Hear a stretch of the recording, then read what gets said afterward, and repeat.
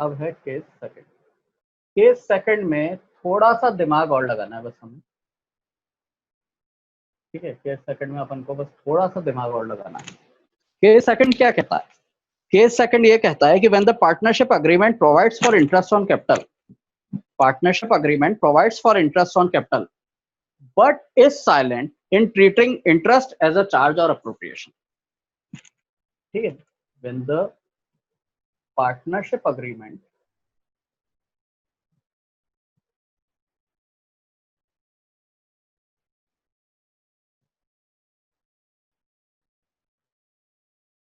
provides for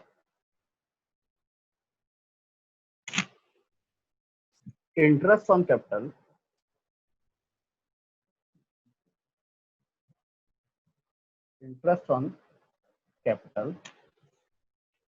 but is silent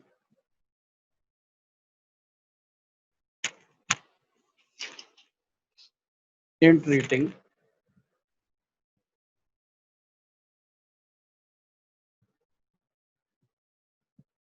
interest as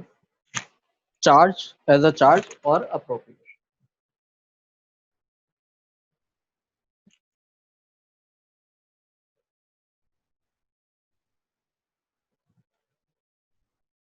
ठीक है। जब partnership agreement interest on capital की बात तो कर रहा है, लेकिन क्या है, लेकिन ये आपको पक्का नहीं पता चल रहा है कि ये चार्ज की तरह है कि अप्रोप्रिएशन है। चार्ज मतलब कि जो देना है वो देना है, और अप्रोप्रिएशन मतलब एडजस्टमेंट, ठीक है। तो आपको ये तो पता है कि इंटरेस्ट ऑन कैपिटल की बात की गई है, लेकिन वो चार्ज की तरह ट्रीट करना है या अप्रोप्रिएशन की तरह ट्रीट करना है, वो पकड़ में नहीं आ रहा है, ठीक है। तो क्या करेंगे? अब ये केस सेकंड जो है, ठीक है, ये जो केस सेकंड है, इसमें भी तीन चीजें हो सकती हैं, इसमें भी आपकी तीन चीजें हो सकती हैं। तो पहले तो तीन वो कर देते हैं। In case of loss, in case of, अगर लॉस हो जाए तो क्या होगा? No interest will be allowed, no interest will be allowed,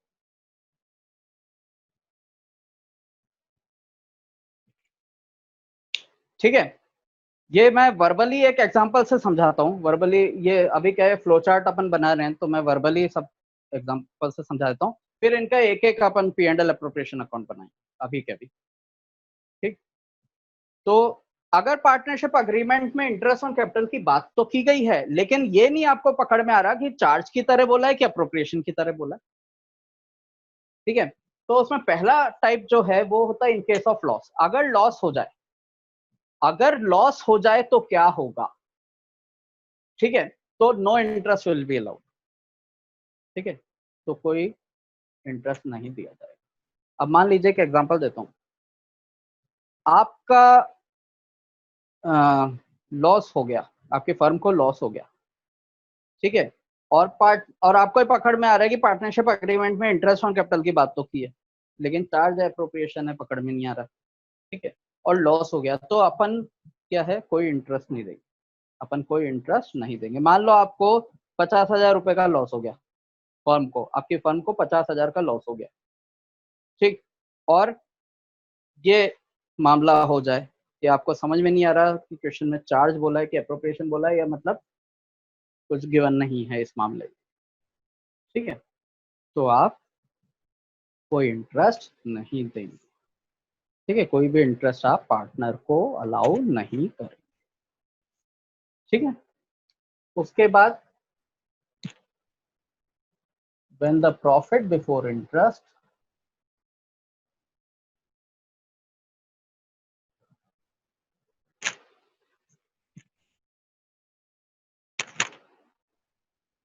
is equal to or more than the amount of interest, ठीक है। is equal to or more than, is equal to or more than मतलब ये sign, ठीक है। the profit before interest is equal to or more than the amount of interest.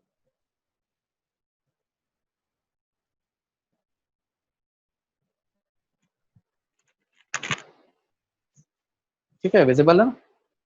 जब interest देने से पहले का प्रॉफिट, इंटरेस्ट देने से पहले जो प्रॉफिट है वो इंटरेस्ट के अमाउंट के बराबर है या ज्यादा है, ठीक है, तो क्या करेंगे, full interest will be allowed, full interest will B,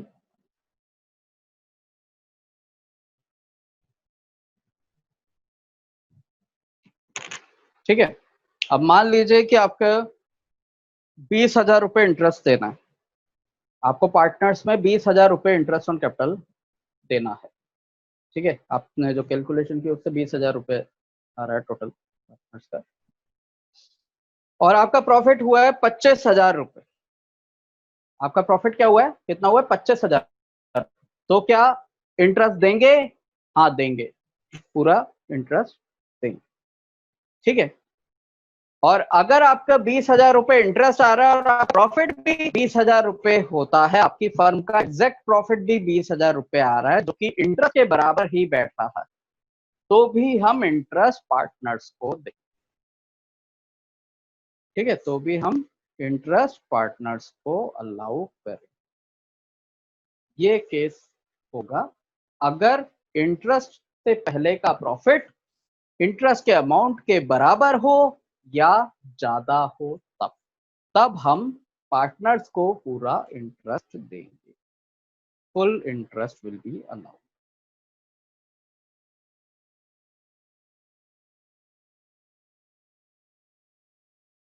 ठीक है, उसके बाद तीसरा केस, व्हेन द प्रॉफिट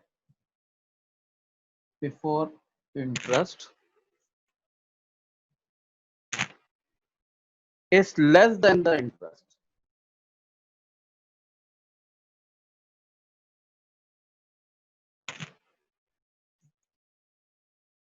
ठीक है। प्रॉफिट बिफोर इंटरेस्ट किससे कम होगा, इंटरेस्ट से कम। मान लीजिए इंटरेस्ट तो आया 20,000, इंटरेस्ट तो आपने कैलकुलेट किया तो पता चला इंटरेस्ट देने में ही 20,000 रुपये लग जाएंगे, और आपका प्रॉफिट हुआ 15,000। तो क्या होगा, तो profit will be distributed, profit will be distributed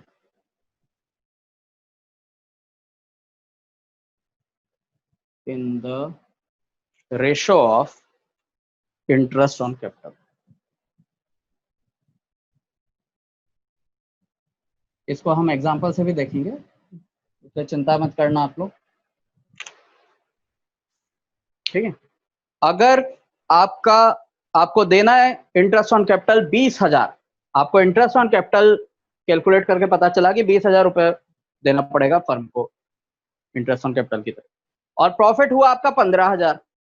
तो जो प्रॉफिट है ना वो पार्टनर्स के इंटरेस्ट ऑन कैपिटल के रेशो में बढ़ जाएगा, ठीक है। बाकी दो चीजें तो आपको, पहले की ये दो चीजें तो आपको वर्बली भी समझ में आई होंगी, लेकिन ये वाला हो सकता है कि ये सोच रहे हो आप कि अरे क्या बोल रहा है ये, तो ये एग्जाम्पल से अच्छे से समझ में आए, ठीक है, जिसके लिए हम अभी ही एग्जाम्पल भी देख लेंगे, ठीक।